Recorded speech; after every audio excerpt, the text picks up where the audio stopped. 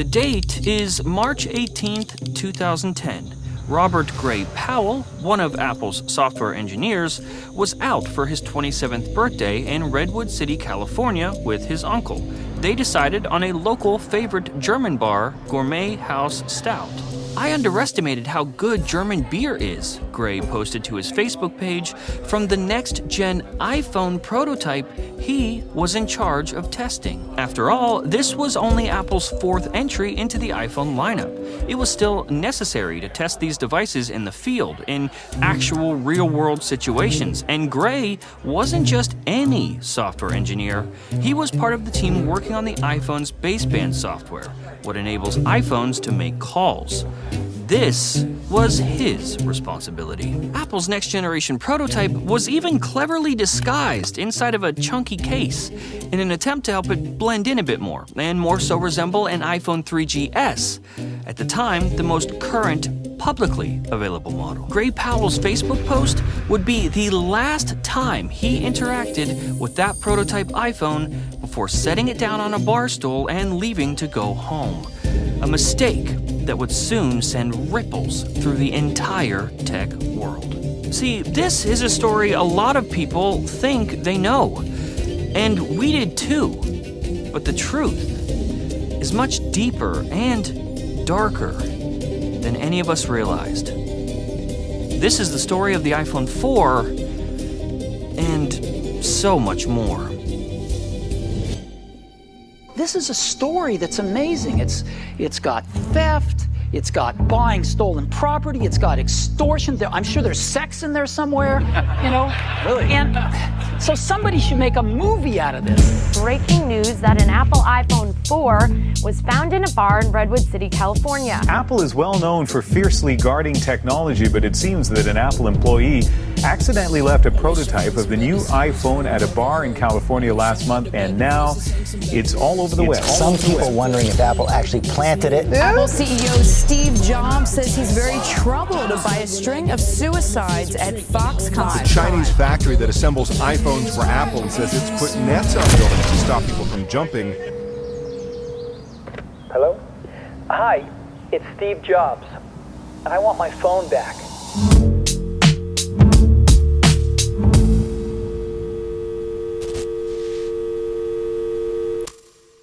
We can only continue to make content like this free to watch thanks to sponsors like NordPass. Please take a second to hear about them, and the rest of your experience will be uninterrupted. NordPass is an effortless, reliable, and most importantly, secure password manager for you, your family, even your business. With NordPass, the days of writing down your sensitive passwords are gone. Even sharing these passwords with family members and work colleagues has never been easier or more secure. NordPass is proactive with their protection with a built-in data breach scanner, allowing you to check if your data's been leaked and stay ahead of hackers with bad intentions. NordPass is taking a chance on content like this, so let's take a chance on them. Head to nordpass.com/FPT and use code FPT at checkout to get a free 3-month trial or 20% off. And now, enjoy the show.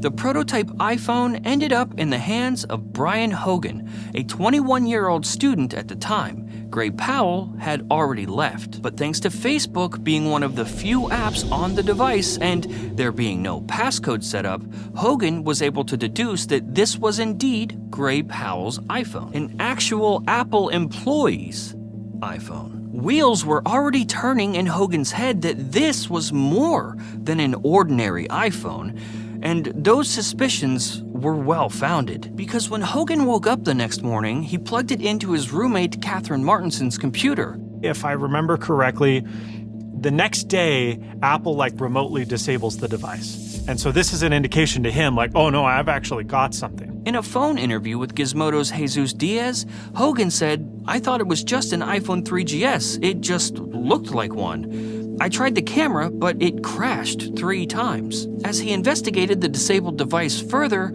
he found 2 barcodes placed on the back, and another placed next to the volume buttons, strings of numbers and letters that help Apple internally identify prototypes, a practice that is common even to this day. That's when Brian Hogan really noticed how strange the iPhone felt.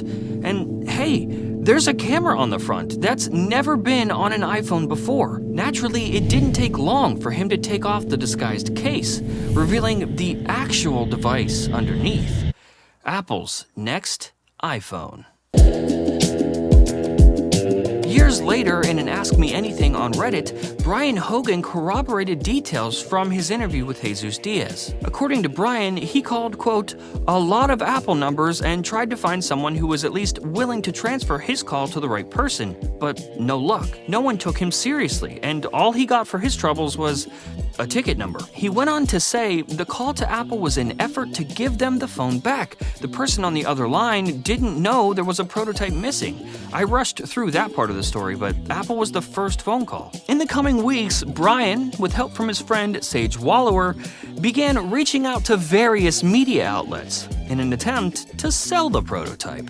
They were asking for $10,000 US. He actually names Engadget as one of the outlets they contacted, but didn't like that they, quote, seemed shady. Eventually, Hogan made his way to Gizmodo, with the prototype iPhone landing in the hands of then-editor Jason Chen.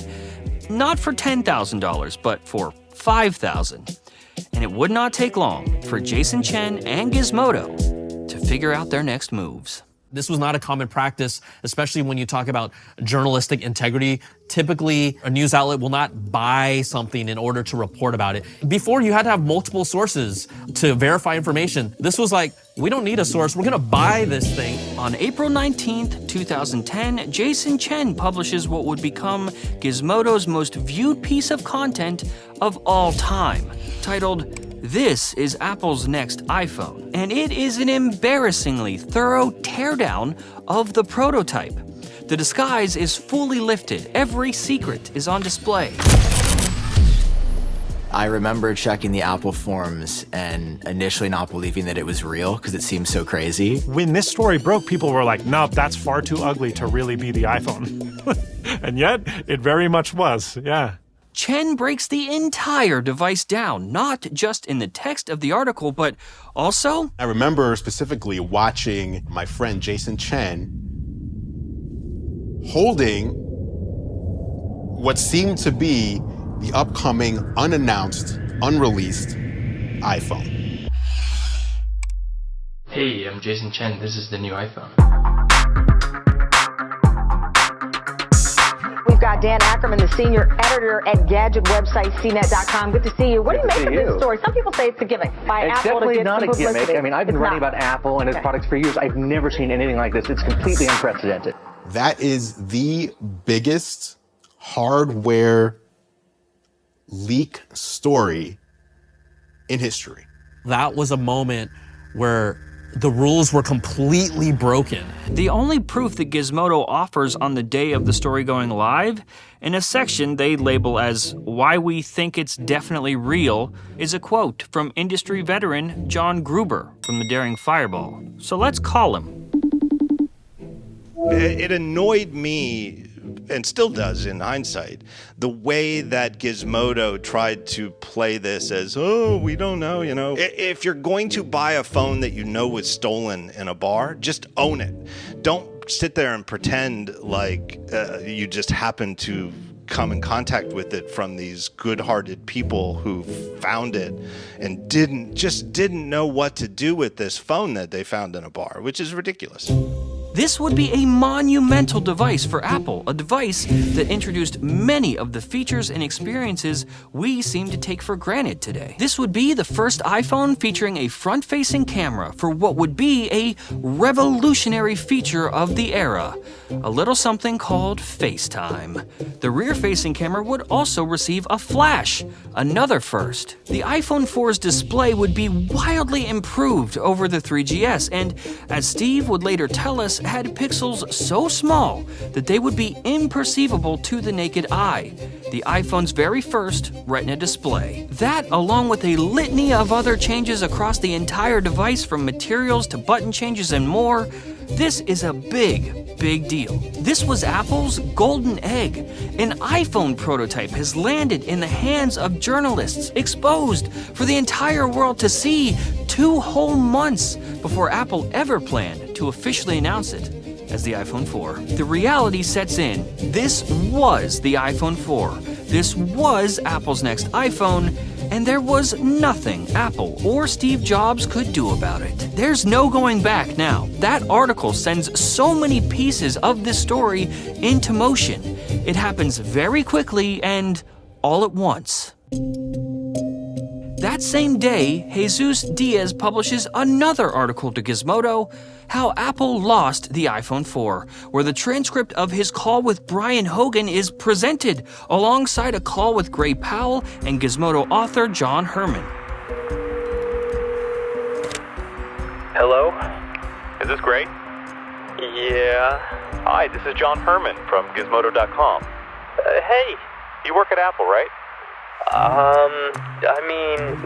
I can't really talk too much right now. Oh, I understand. We have a device, and we think that maybe you misplaced it at a bar, and we'd like to give it back. Yeah, I forwarded your email. Someone should be contacting you. Okay.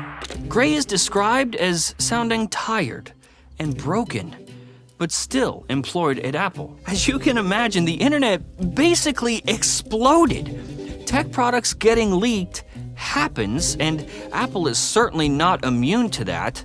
iPods, MacBooks, even the original iPad had leaked the same year a bit earlier. But this was on a completely different scale. Even now, if you see a leak, it's usually a blurry photo from supply chain, or, if we're lucky, a CAD file.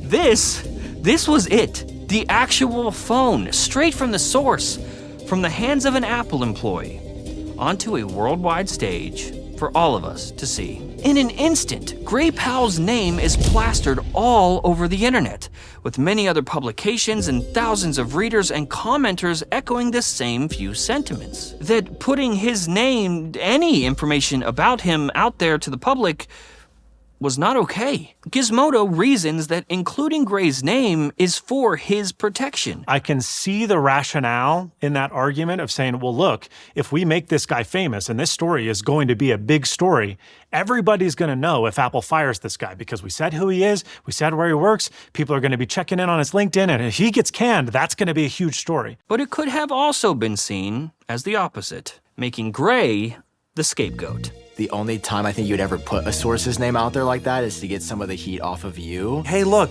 it's not just us. It's not like we're this big bad company. This was a mistake at Apple as well. If they know who left the iPhone and they know that person worked at Apple, now they are adding legitimacy to the story. So they're using Gray's name and likeness as a way to legitimize their own story despite what might happen to Gray in a public forum. Thousands raised concerns over Gizmodo paying for what was argued as stolen property. And, of course, Gray's name being given so immediately with no attempts to obfuscate or hide him at all, even directly linking Gray's social media. In an interview with CNET, Gray's father, Robert, said that Gray was devastated. And yeah, I could imagine any one of us would feel the same. Even now, Apple is known for their absolute devotion to secrecy. And in 2010, that devotion is perhaps at its highest point. This incident had the entire internet's attention. And now, it had the attention of Steve Jobs himself.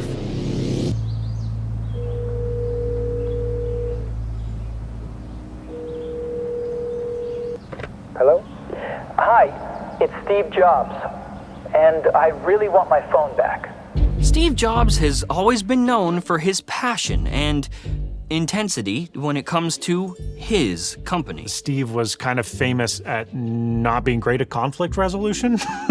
In interviews, when asked about his and Apple's handling of the missing prototype, Steve adopts a casual, almost hands-off approach to the situation. This whole thing is very colorful, and the DA's investigating it, and to my knowledge, they have somebody from the courts that is making sure that they only see stuff that relates to this case and no other cases. I believe they're taking great pains to do that. And so I don't know where it will end up. It's really up to the DA.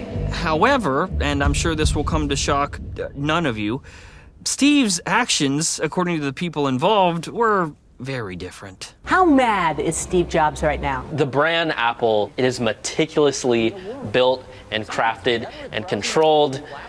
I don't know what Steve Jobs does when he loses control. I don't want to be around him right now. I've interacted with Steve in a variety of different settings. When he's in a good mood, when he's in a doesn't want to be so talkative mood. I've had him over my shoulder when I gave a presentation to Canon execs, and I felt the heat. He had this intensity around him, right? Even when he was nice, there was an intensity about him. You don't want to unleash the beast, and that's why I said that at the time, like, I didn't use those words, but you do not want to unleash the Steve Jobs beast. Brian Lamb, a very prolific editor at Gizmodo since 2006, was on a much-needed sabbatical when Jason Chen published the iPhone 4 teardown. Lamb tells us it took only an hour from the story going live to his phone ringing with none other than Apple CEO Steve Jobs on the other end. This was not the first time that Steve Jobs and Brian Lamb were in contact. They had spoken multiple times in the past, mostly revolving around Gizmodo, and that Steve was actually an avid fan, a daily reader. But on this phone call, though, Steve was quick to make demands, as Lamb tells us, in the charming way Steve was known for when he wanted something out of reach. Steve Jobs, when it came to business, I think many saw as like one of the ultimate chess players out there. I appreciate you had your fun with our phone, and I'm not mad at you. I'm mad at the sales guy who lost it. But we need the phone back because we can't let it fall into the wrong hands. The pair spent a few moments on the phone, with Steve Jobs making absolutely sure that Brian Lamb fully understood the lengths that he and Apple were willing to go to reclaim their property. There are two ways we can do this. I can send someone to pick up the phone. I don't have it. But you know someone who does. Or we can send someone with legal papers. And I don't want to do that. Steve Jobs was an enigma. He was his own guy. He marched to the beat of his own drum, right? A CEO just calling you up and just saying, hey, you have my phone and I would like to have it back. That was an opportunity, in my opinion. That was an opportunity to just, hey, let's just do this and we'll call it a day. This first phone call actually ended with Jobs asking Lamb what he thought of the device. Brian told him, "It's beautiful." Their next phone call, though, was not as polite. Brian Lamb agreed to return the iPhone prototype, but this time, he had a demand of his own. You see, one of the missing pieces of Gizmodo's acquisition of the iPhone 4 was actual definitive proof that it was indeed authentic. We need some sort of confirmation from Apple that this is in fact your phone. I'm not just going to give it back. Equally as good business chess on Brian Lamb's part. While I'm sure it was an easy ask for Lamb, considering his position here, Steve Jobs was not a man accustomed to doing anything at the behest of others. You're asking me to shoot my toes off. Steve's fear was that if he or Apple formally claimed the device, sales of the current iPhone 3GS would suffer dramatically. Let's be real, Steve was stuck between a rock and a hard place. His choices were limited. He ended their very tense phone call by saying he had to talk to some people. The pair's next call started off very friendly. Hey Brian, it's your new best favorite person in the world. But then, a harsh turn into the man at the top of Apple. So what's it gonna be? The ultimatum comes out. Brian Lamb wants a letter from Apple claiming the device. And he's willing to go the distance. This is some serious shit. If I have to serve you legal papers and go through the trouble of it, I'm coming for something, and it's gonna mean someone in your organization will go to jail. Lamb tells us that the call became uglier and dicier, and I believe him. This was Steve Jobs. Lamb had to stand up in that moment and face Jobs directly. He told Steve he was willing to go to jail for this story. Their next phone call would be the last time that Steve Jobs and Brian Lamb would speak. Jobs believed him that Lamb was not going to budge. Steve told him coldly that Apple would send a note claiming the device. And the last thing that Brian Lamb said to Steve Jobs was, Steve, I just wanted to say that I like my job, and it's exciting sometimes, but sometimes we have to do things that are difficult and what some might consider parasitic with regards to reporting on health and things like this. You're just doing your job. Brian got what he wanted. He received an email from Apple's Bruce Sewell, Senior Vice President and General Counsel, formally asking for the prototype back. It has come to our attention that Gizmodo is currently in possession of a device that belongs to Apple. This letter constitutes a formal request that you return the device to Apple. Please let me know where to pick up the unit. And they did. Apple picked up the prototype, with everyone involved playing nice. Or so we thought. This was all the proof that Gizmodo needed that the prototype they bought was indeed the future iPhone 4. And this was all the proof that Steve Jobs and Apple needed that it was time to get serious. The news cycle churns forward. The story of Apple's elite veil of secrecy being defeated by a few beers and a lapse in responsibility spreads across the world. And more importantly, spreads to legacy media. Gadget aficionados are thrilled tonight. Apple is well known for fiercely guarding technology, but it seems that an Apple employee accidentally left a prototype of the new iPhone at a bar in California last month, and now it's all over the web. Have you guys heard the joke about the Apple employee who walks into a bar? Apple's secret iPhone revealed and returned. Everyone was getting contacted by television news outlets constantly. Jason Chen, Gray Powell and his family, even Brian Hogan, who tells us that he had news trucks parked outside his family home for almost 3 weeks after his own name became public knowledge. This is no longer a niche tech story written about on a few blogs. This is now major news, with more eyes being on Apple and the people involved than any other leak story, and what Steve Jobs thought could be handled with a few strongly worded phone calls was about to pick up an entirely different kind of attention. California's Silicon Valley was never just a fancy name.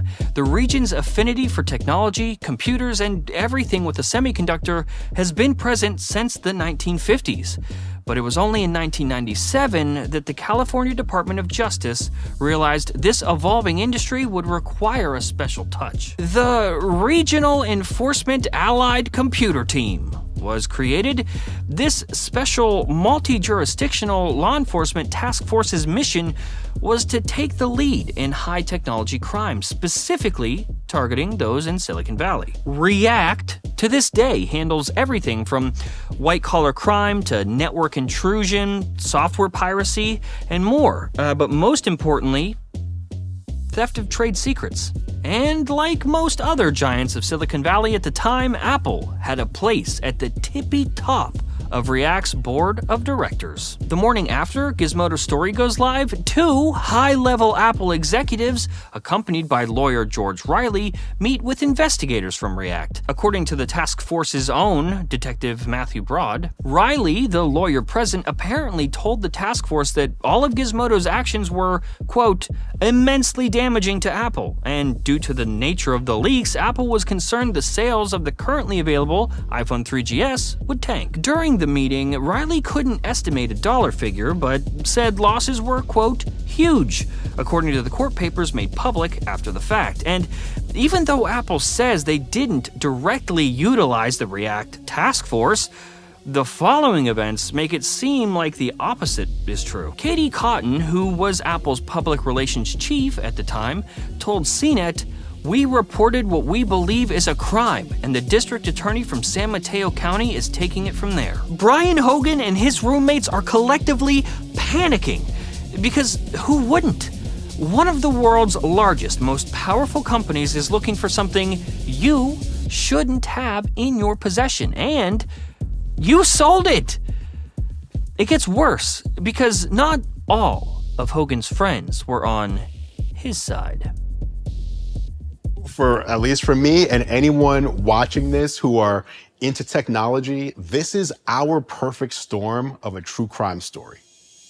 One of his roommates, Catherine, remember her, had actually been in contact with the police behind Hogan's back almost the entire time. Turns out my roommate was talking to the cops the whole time, giving them everything they wanted to try and collect a reward. She took pictures of my things, wrote down conversations, and flat out lied about certain stuff so the cops could get the most damning case possible. She told them when I caught wind of what she was doing, and they came to talk. I went to my parents' house, and she told them where that was, too. Catherine's concerns, per the unsealed affidavit, were that since Hogan connected the prototype to her computer, Apple could eventually trace the device back to her IP address.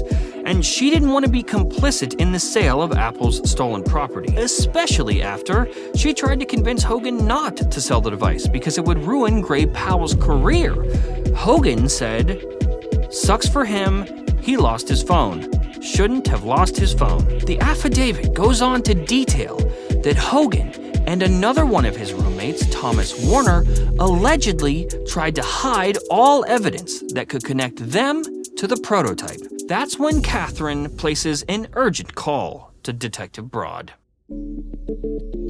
Hogan's attorney, Jeffrey Bornstein, denied the hiding of evidence heavily. However, Hogan's and Warner's actions speak to the opposite. Detective Broad tracked him down successfully to his father's house, with the help of Catherine, where Hogan told him that his computer had been discarded at local Sequoia Christian Church. Hogan's attorney would later claim that he was in the process of moving, with Thomas Warner being the one in possession of the computer that ended up at the church. And as Warner, who had his own previous run-in with police amounting to 2 outstanding warrants for misdemeanors, arrived at Hogan's father's house at about 1 a.m., he was arrested. React investigators would later find one of the stickers that marked the iPhone 4 as a prototype at a local gas station, along with a 512 megabyte thumb drive and a 1 gigabyte compact flash card under a bush in the area. And of course, the computer left at the church. Hogan and his roommates would not be the only ones getting a visit from law enforcement.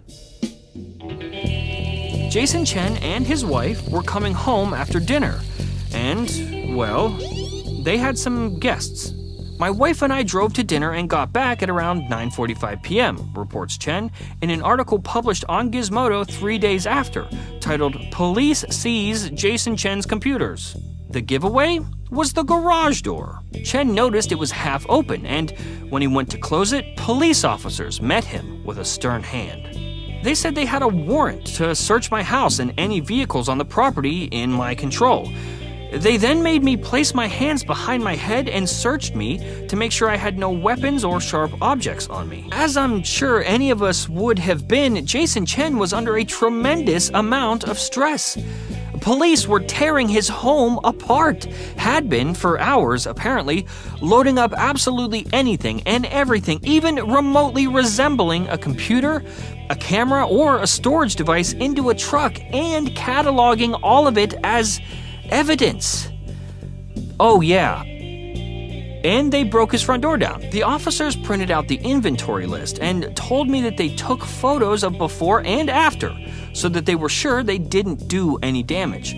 Other than the things they took, it doesn't seem like they did any damage other than the front door when they bashed it in. This was a major turning point in the iPhone 4 story, and really the entire discussion around checkbook journalism in the tech space. And most importantly, when it comes to Apple and Steve Jobs, have they gone entirely too far? I think there's a really effective way to handle conflict, which is just to be straight up, and it definitely feels personal that even after the device was retrieved, they were going back to people's homes to look for clues or auxiliary evidence to build a case. I think there's an effective way to do that, and there's a personal way to do that, and I think we know which one they took. If you look at him as a CEO that had so much of his heart and so much of what he did into these products. He's not just some managerial guy. He is on the ground floor designing this stuff. It makes sense that he would feel personally hurt or offended by this happening. I think it really does show how personally involved Steve was with pretty much every single level of Apple. There's an argument to be made that the amount of police presence surrounding the iPhone 4 prototype, Jason Chen, Brian Hogan and company, is directly related to Steve's lack of respect for the work of sites like Gizmodo at the time. When you look back at clips of Steve talking about the iPhone 4 incident, his stance is clear. In the eyes of Steve Jobs, bloggers are not journalists. Watch closely as Steve visibly struggles to hold himself back here, as Walt Mossberg begins referring to Gizmodo author Jason Chen as a journalist. And one presumes, and again, I don't know, but I know if they took my computer, there's notes and things for many companies and many sources and stories and things that wouldn't necessarily be relevant to whatever the police are looking at. It was just like a giant grab of a journalist's sort of assets of all the background of what that guy was doing. Yeah, or a guy's assets, at least. Well, you could debate what a journalist is, but yeah. We could debate it, but I mean, we think bloggers are journalists, you know. We run a blog, so we think bloggers are journalists. And the New York Times runs blogs, the Wall Street Journal runs blogs. I don't think that's much of a debate anymore. But anyway, the point is, so where do people come down on this? Unfortunately, Steve gets saved here when Walt cuts him off, but this part of the discussion clearly was not sitting well with him. You go back 20 years ago to when Jobs is dismissively, kind of grouping in bloggers as just pundits, losers that can say whatever they want on the internet without any formal experience or training, that are ethically compromised as compared to journalists. And then you've got these journalists that are bastions of integrity. I think the lines are mixed. On the one hand, the journalistic integrity of bloggers has increased exponentially over the last 15, 20 years. And I think that YouTubers can even be clumped into that kind of same category. The disclosures and the consistency that a lot of us offer, I think, can in some ways rival traditional journalism, if only because traditional journalism has somewhat lowered themselves to our level. I've seen this cycle continue, whether it was from print media and how they saw video media from way back in the day, to journalists, to bloggers, and bloggers to YouTubers. Now, from a journalistic integrity standpoint, I would argue now you have to look at each like an individual case-by-case basis depending on how a YouTuber or blogger conducts themselves. I'm obviously somebody who's biased because I've been making content about Apple for a long time, but I think that I would deserve just as much protection as somebody that's writing for the biggest tech site in the world, somebody that's writing the largest, newspaper column every week about technology. I know how I do my work. I know that my goal is to always search for and find truth. To know what everybody's goal is, I don't know. But I think if your intention is to find the truth and to publish truth, I don't see why you should ever have any less rights or protections than somebody who's a professional journalist. Obviously, history is not on Steve Jobs' side there. And one easy way to see that is to look at who Apple invites to their events today. It's not all of the traditional media taking up all the seats in the Steve Jobs Theater these days. There are some, but there are the vast majority of people who are invited today are bloggers, are YouTube creators, and are even short form TikTok creators. That's who Apple is inviting today because that is who is relevant to today's everyday person. That's who they want to hear from. They want to hear from their peers. Gabby Derbyshire, the COO and legal counsel of Gizmodo's parent company, Gawker Media, immediately released a response to the police raid on Chen's residence, saying that the entire action was a violation of reporter privilege. It is abundantly clear that under the law, a search warrant to remove these items was invalid. The appropriate method of obtaining such materials would be the issuance of a subpoena. The big question at the time was, did Apple utilize law enforcement? Did Steve Jobs overstep and overreach in pursuit of one prototype? The answer to that, we'll never know, truly. We'll never know if Steve would have eventually changed his opinion on bloggers and journalism. We do know one thing for sure. At the end of the day, charges were never filed against Gizmodo or Jason Chen. And that tells us a lot. The thing is, most people who have or think they have heard all of these events usually only ever consider this part of the iPhone 4 story. The silly yet controversial tale of an actual Apple employee accidentally leaving a real iPhone prototype in a bar only to be picked up by a complete stranger who sells it to a major tech publication, exposing the entire thing to the whole world. Only for it, yes, to eventually make its way back to Apple. It was a big deal, crazy time, big leak. The reality, though, is that the controversy surrounding iPhone 4 began months before Gray Powell ever stepped foot in that bar.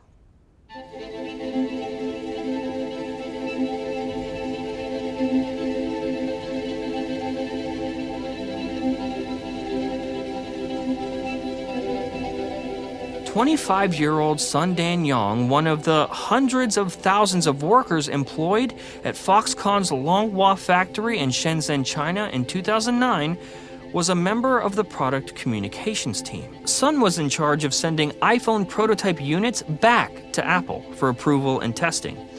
A few days earlier, he went and picked up 16 prototype units of what would eventually be the iPhone 4 from the assembly line. On this day, though, he noticed that one out of the 16 prototype units was missing. Of course, he searched the factory to the best of his abilities, but to no avail. After alerting upper management, as he should have, things quickly got out of hand.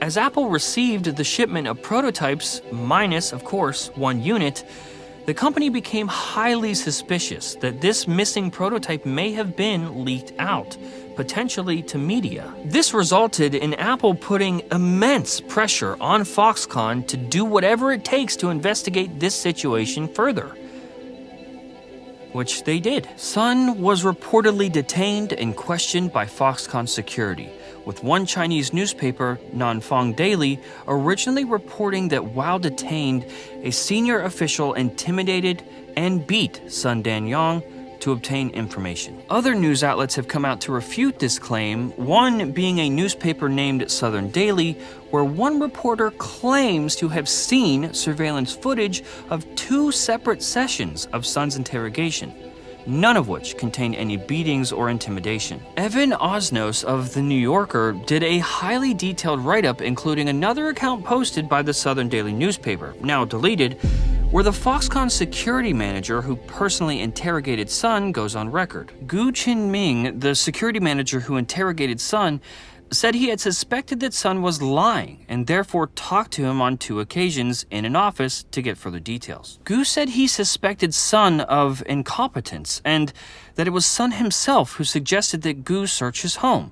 Gu maintains that he had never beat or confined Sun and only jabbed him in the shoulder after Sun blamed a female colleague for the missing phone, asking, "Are you a man?" Of course, the Western media missed a lot of this, and as far as the Chinese media reporting, it didn't stay reported for long. Much of this information comes to us by way of a trail of Sun's text messages to loved ones, as well as an article posted by the Southern Daily newspaper, translated and preserved by Evan Osnos. He was 25 years old and noticeably quiet. He grew up in an isolated mountain village called Longtan in the southwestern province of Yunnan. The family was poor enough that Sun would erase the old pencil notes from his school notebooks and reuse them multiple times. He was smart and went on to graduate last year from Harbin Institute of Technology, one of China's best schools, with a bachelor degree in business administration. When he graduated and started working in Foxconn last year, he told his parents, "From now on, you don't have to work so hard. You should enjoy a little." We know that Sun vented to his girlfriend late at night after the interrogations and after the searching of his home. "My dear, I'm so sorry. Go back home tomorrow. Something has happened to me. Please don't tell my family. Don't contact me. This is the first time that I have ever begged you. Please agree to that. I am so sorry.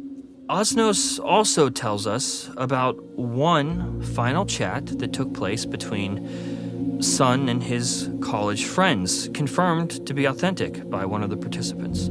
Sun insists he never stole and hypothesizes that someone had swiped the prototype without his noticing or had pulled it out of the box after he had sent it. Sun's final entry into the conversation with his friends is just as heartbreaking as the message sent to his girlfriend. It says, "Right now, I am paying the interest on my student loan. I hope that this will not affect the chances of younger people applying for loans.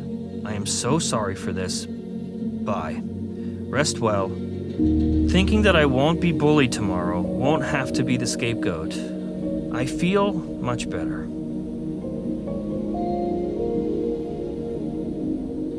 At 3:33 a.m. on July 16th, Sun jumped from his 12th story apartment in Foxconn and did not survive. It seems outrageous to put someone through that amount of mental anguish over an electronic device. You know, at the end of the day, it's a phone. So the idea that it could be handled with such an extreme amount of pressure and consequence that you could drive somebody to take their own life, that is just, it's heartbreaking and it's unjustified. Wow. Yeah, I've never heard that before. That is truly unbelievable. Wow. Gosh. Yeah, sorry, I didn't want to interrupt you. No, that's just insane. Only a brief statement was issued by Apple's Hong Kong-based spokesperson, Jill Tan. "We are saddened by the tragic loss of this young employee, and we're awaiting results of the investigation into his death. We require our suppliers to treat all workers with dignity and respect."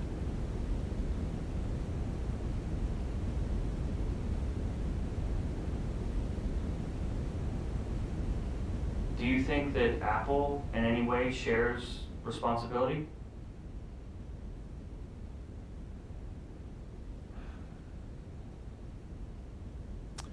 Somebody ought to. The death of Sun Danyong was investigated by Chinese law enforcement. It also had an internal investigation from within Foxconn. No wrongdoing was found on any front by investigators. At least none that we could find. The prototype that Sun Danyong reported missing was never found.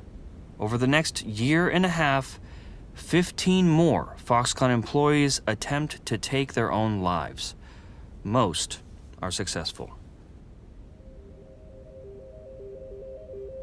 Apple's initial response to Sun's death was, by all accounts, disrespectful and minimal. However, Apple management did eventually take action. There was a serious problem growing within Foxconn, and it was too big to ignore. In Apple's Supplier Responsibility 2011 Progress Report, issued in February of 2011, we learned for the first time the extent of the company's response. On page 18, under Responding to Suicides at Foxconn, the report says, "Like many of our customers and others around the world, we were disturbed and deeply saddened to learn that factory workers were taking their own lives at the Shenzhen facility of Foxconn. Recognizing that we would need additional expertise to help prevent further tragedies, we launched an international search for the most knowledgeable suicide prevention specialists, particularly those with experience in China, and asked them to advise Apple and Foxconn." The report goes on to say that Tim Cook and other Apple executives accompanied 2 experts to visit the Shenzhen factory in June of 2010. After meeting with Foxconn CEO Terry Gou and senior staff members, Apple commissioned an independent investigation and review by a team of experts. Their goal was to investigate the deaths, evaluate Foxconn's internal response, and develop strategies for better supporting and caring for the mental health of their workers. Apple's report breaks down just how large the scale of their actions were in July of 2010 alone. The independent team surveyed over 1,000 employees regarding quality of life, stresses, mental health, and any other work-related factors. They interviewed those employees face-to-face, holding separate meetings with managers, and were able to investigate working and living conditions firsthand. They reviewed facts of each death and any and all known circumstances behind them. They investigated Foxconn's handling of the crisis and assessed how effective the company's counseling and emergency response services were. All of these actions, by the way, were taken without any involvement from Foxconn, other than their bare minimum cooperation. The next month, in August 2010, that same independent team presented their findings to Terry Gou alongside senior executives from both Foxconn and Apple. We don't know the exact findings from Apple's independent team, but we do know that once the results were presented, Foxconn was quick with action. Foxconn ended up hiring a mass amount of mental health counselors, established a 24-hour care center, and yes, attached large nets to the outside of many buildings. In Apple's report, they say, most important, the investigation found that Foxconn's response had definitely saved lives. When we started this project, the plan really was to just make a documentary about the iPhone 4 prototype and what happened with Gizmodo as we remember it. But as we dug deeper, it became very clear that this could never be just about a prototype and a silly series of events, because the real story is about people. Real people with lives and real consequences of actions that mega corporations take when those people get in the way of profit margins and bottom lines.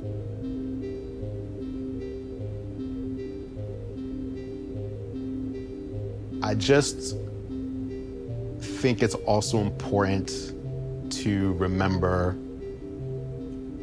there is a series of human beings behind everything, not just the people who planned it, not just the people who came up with it, but the people whose job it is, that hard job to get these things made for us, and that those people will likely never even get to experience the magic of the technology that they're actually building.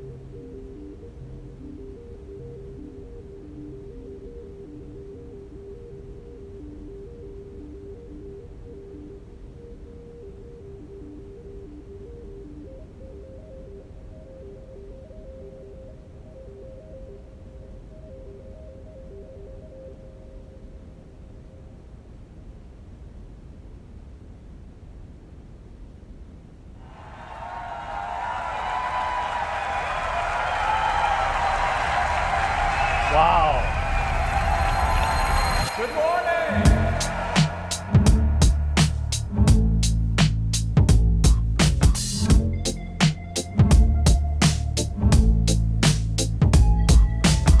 I wish I found some better sounds no one's ever heard. I wish I had a better voice that sang some better words. I wish I found some chords in an order that is new.